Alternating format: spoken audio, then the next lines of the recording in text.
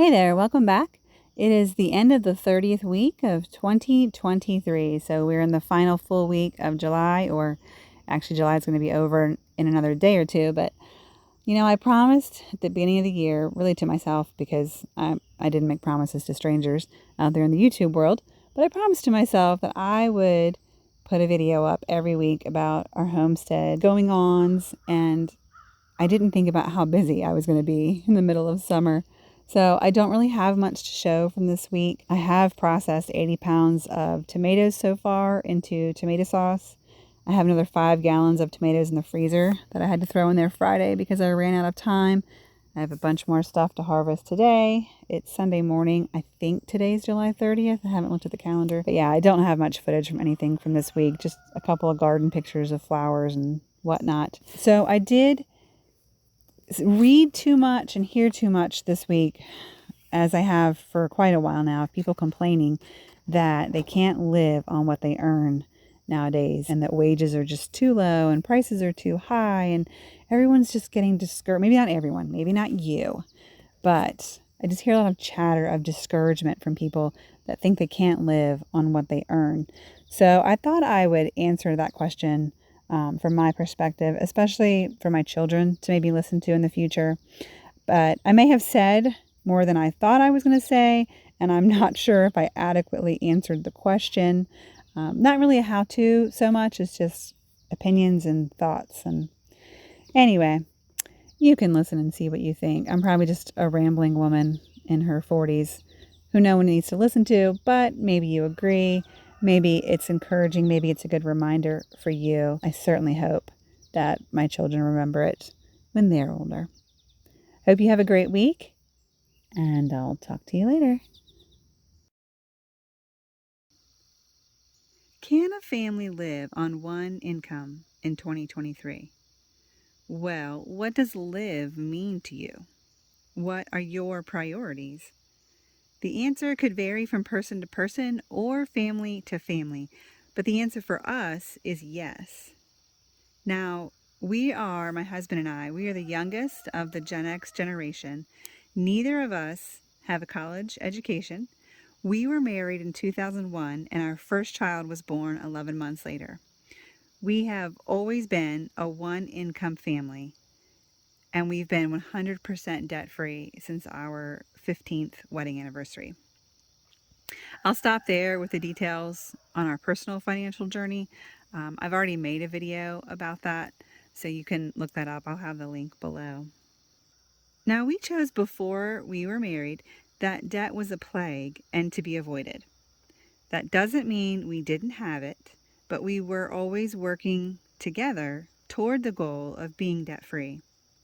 It was much harder to avoid debt when we were young and our income was lower, but we did not fall for society's modern method or lie, which is borrowing, having debt, and having payments. Buy now, pay later, debt is good, or as long as we can afford the payments, we can get it. We did not use any of those principles in the choices that we made financially for our family, or at least we tried not to. Not saying we were perfect. We knew we had to live on less than we earned, but sometimes you just need to earn more. Is there really an excuse for not being able to earn more, especially in the United States? You show up on time, you do an honest day's work, you work a second job if you need to, you get training, and you work toward advancing yourself so that you can earn more.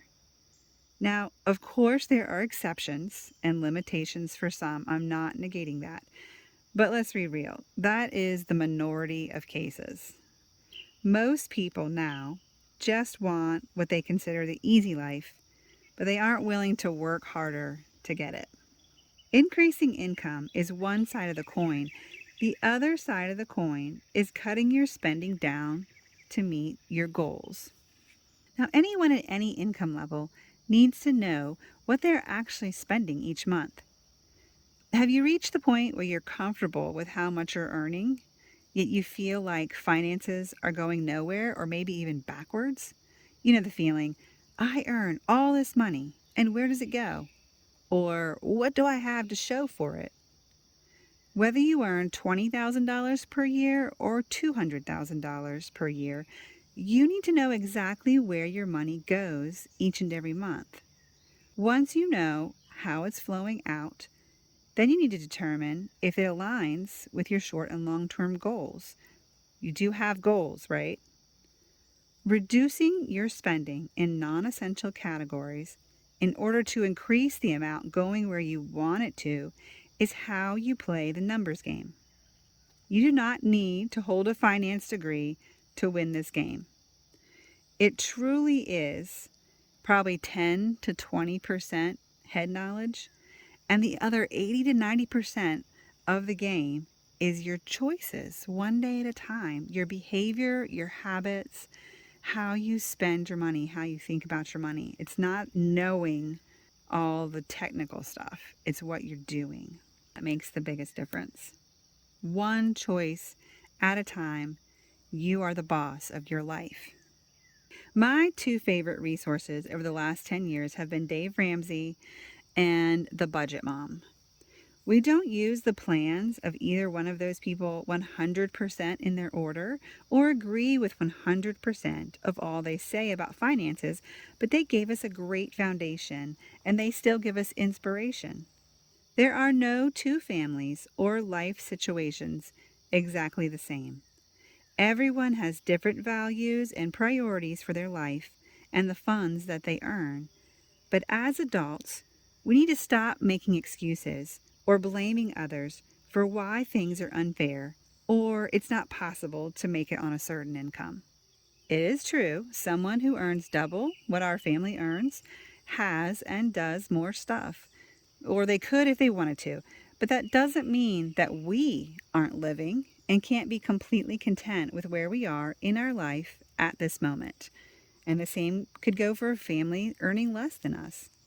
But comparing ourselves or our lifestyles to each other is a bad idea. Our 21-year-old is not going to have the same financial security that we do right now in our 40s. But he can have exactly what we had in our 20s and be working towards something more. Don't use debt to try to pretend for others or for yourself that you can live like them. That's called keeping up with the Joneses, in case you're too young to know what that phrase means. But don't use debt to pretend you're at a different financial level than you actually are. It's a worthless game with a sad end. So can a family live on one income in 2023? I still think yes, but if you happen to think no, you do have these three options. 1, you could earn more. 2, you could spend less. Or 3, you could do both. And none of those three options is going to kill you. Therefore, you will still be living. When I was a teenager working at the mall, and we're talking last century, there was another teenager there that constantly complained about the job. She always hated something about it day after day. And finally, after a while, an older woman said to her, "If you hate this job so much, then quit. Otherwise, be quiet." Now, she may have said it more colorfully than that, but that advice applies to many areas of life, and at some point, you surely must get tired of complaining all the time. Just be quiet or do something to alter your situation. Make yourself uncomfortable for a while. Move somewhere cheaper to live, commute, get a second job, say no to eating out, shop at Goodwill, cut your subscriptions or cable. There are things you can do to improve. Try not to believe that you are the exception, that it just won't work for you. Seriously, if you can hear or see this video right now, you have a smartphone. You can read and write. You're breathing. You're alive and you are living in 2023. If you want to change how you are living, then make goals and plans and move toward them one step at a time. Who cares if other people are judging you? You make the choices that work for you and your family, and don't waste 1 minute on anyone else's opinion, not even mine, though I would counsel you to avoid debt like the plague. We are all in different stages and different phases. If you have made bad financial decisions in the past, that's okay. Most have. We certainly did. But we kept working toward our debt-free goal, and we reached it 7 years ago. Now, do we still have thousands of dollars in expenses each month? Yep, we sure do. We're still raising kids or young adults, and we're working towards new financial goals. But we sleep a lot better at night knowing that we could, quote unquote, live on very little and still own the roof over our head. We treat all of our income as a gift and as if we are stewards of it. We are able to live on much less than we earn now since we have zero debt. Every new month, we set a budget, and at the middle and end of the month, we make sure we're on track to stay on budget. You really have to do it every month, especially with prices fluctuating as they do now. We also have a yearly budget and goals that we look at every month to see how we're tracking for the year. Has there been a category that we're overspending in? Is there somewhere else that we can compensate for that? Because we all see what food prices have been doing lately and lots of other prices. So it's good to have a fresh look every month on what's going on. It isn't tedious or boring. We're a team and we're playing this game together. The game we play now sounds like, can we give more money for charities and for needy? Can we keep more of our money for our future instead of wasting it on junk today?